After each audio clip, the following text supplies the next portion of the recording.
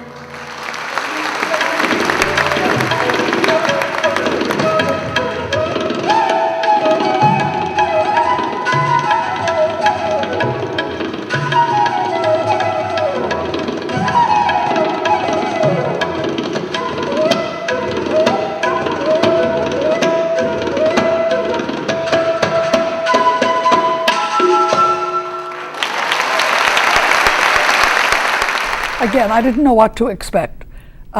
This flute is indigenous to India, obviously, and I don't think I've ever seen a bamboo flute before. Anything particular you want to say about what we just saw? Hari Prasad Chaurasia is probably the most famous and greatest flute player. He has a very wide range of expression, and the things that he can do with a simple bamboo flute are really incredible. The range of his ability to play and the different tonalities, and he really is a world-class virtuoso regardless of tradition. World-class virtuoso.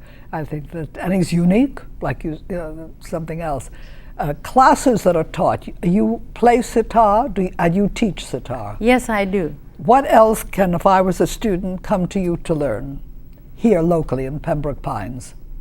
Would you like to take classes in dance? Yes, I would. Tell me about that. We have local artists, dance teacher. They are in different areas. So we refer you whichever area is closer to you, so you don't have to travel from one. Okay. So we have different dancers. So, and the Dollywood influence has, I'm sure, brought people to you too as well. Am I right? Some people find out about India from Bollywood, and then they see something Indian and they're drawn to us. It has been mainly for Western people who come to our Yes. performances. Maybe they were first drawn from Bollywood. The Indian community, of course, knows about the tradition. I'm interested in dance because my audience is interested in dance, and we have a lot of dancers watching. The website again, and then we'll bring it up again. We're almost out of time now.